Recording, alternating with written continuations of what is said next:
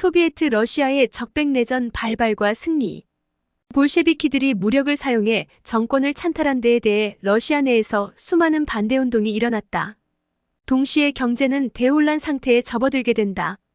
1918년 여름 무렵 볼셰비키는 이러한 상황을 타개하기 위해서 이른바 전시공산주의로 불리는 급진적 동원 정책을 실시하기 시작한다.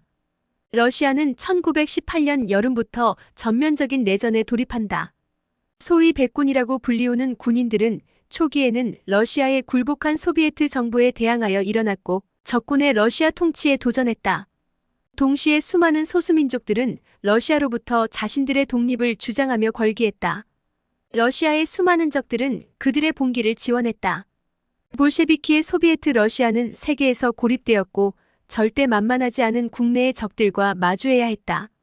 그러나 볼셰비키에게 이것은 좌절이 아닌 견디고 넘어야 할 시련이었다. 백군의 걸기는 소비에트 통치에 직접적인 위협이 되었다.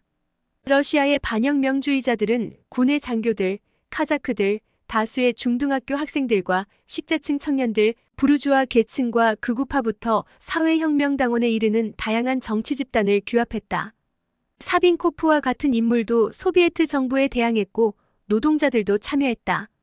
러시아의 대부분의 지식인들은 백군 진영에 합류하거나 동조하며 볼셰비키에 대항했다. 그러나 수도 근처에서의 봉기는 대부분 성공하지 못했다. 공무원들은 정부에 대항해 파업을 일으켰으나 성공하지 못했고 사회혁명당은 볼셰비키의 권위주의에 반발하여 1918년 7월 모스크바에서 봉기를 일으키려 했으나 실패했다. 사빈코프는 볼가 유역의 야로슬라블시에서 2주간 그곳을 장악하고 통제했다.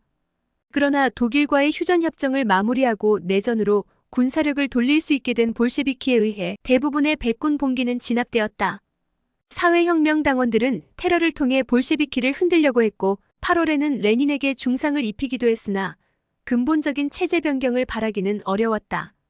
충분히 힘을 키울 만한 시간을 가지지 못했던 백군들은 수도권 근처에서 진압되었지만 국경 지역은 상황이 달랐다.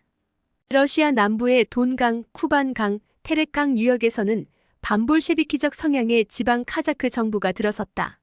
남부 러시아에서는 100개 의용군이 생겨났다. 의용군은 알렉시에프, 코르닐로프, 데니킨에 의해 지휘되었다. 또한 동부 볼가 유역의 사마라에서는 체르노프가 재헌의회 의원들로 구성된 정부를 이끌었다. 우랄과 오렌부르크의 카자크들은 적군에게 반발했다. 이렇게 볼셰비키의 소비에트에 반발하는 세력이 모여서 1918년 9월 서부 시베리아의 옴스크에서는 5명으로 구성된 전러시아 집정부가 설치되었다. 이 집정부는 콜차크의 쿠데타 이후 교체되었다. 또한 트란스바이칼 지역의 카자크 그리고리 세면노프는 일본인의 지원을 받아 동부 시베리아 일부 지역을 지배했고 블라디보스토크와 각기 지역에서 새로운 정부들이 등장했다. 동부 반볼셰비키 세력에는 체코 군단이 가세했다. 북부 아르한겔스크에서는 니콜라이 차이콥스키가 내전에 개입하던 영국과 프랑스의 지원으로 정부를 수립했고 비러시아인들로 구성된 국경지대에서는 수많은 민족주의 운동이 일어났다. 서부 국경에서는 유데니치가 에스토니아의 백군 근거지를 구축하고 페트로그라드를 위협해왔다.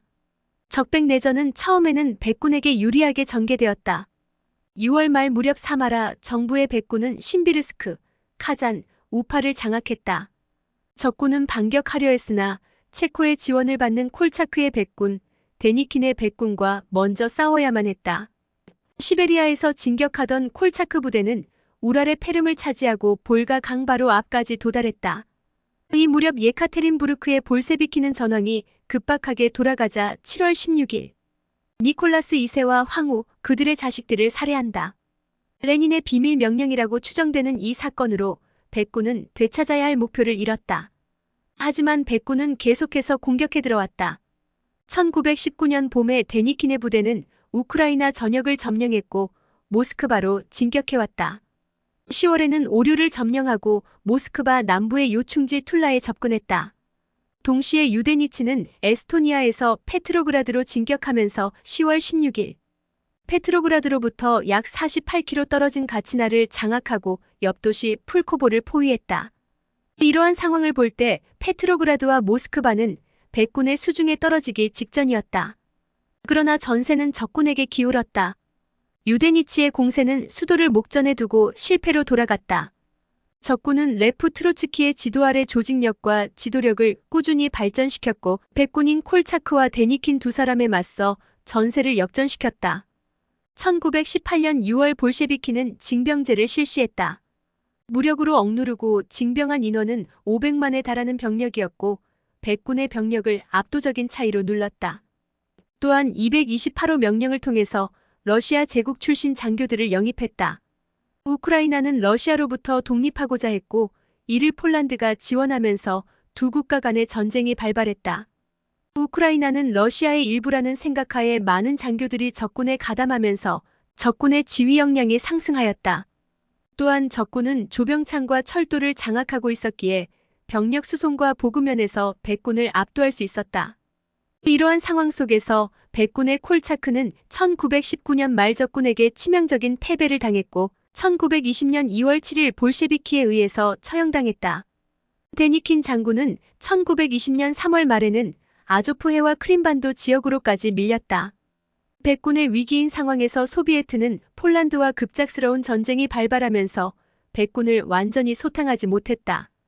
데니킨의 후계자로 남아있던 브랑겔 장군은 남부 러시아에서 조직을 재건하고 남부에서 세력을 확장하면서 많은 지역을 재탈환했다. 그러나 적군은 전쟁을 끝내고 다시 남부 전선에 집중했다. 적군의 대공세로 격렬한 전투가 벌어졌고 백군은 11월 중순 연합군의 배를 타고 러시아를 떠나 콘스탄티노플로 철수할 수밖에 없었다. 아르한겔스크 같은 미약했던 봉기 지역은 사실상 이미 함락당했고 1920년 말 백군은 적군에 의해 완전히 분쇄되었다.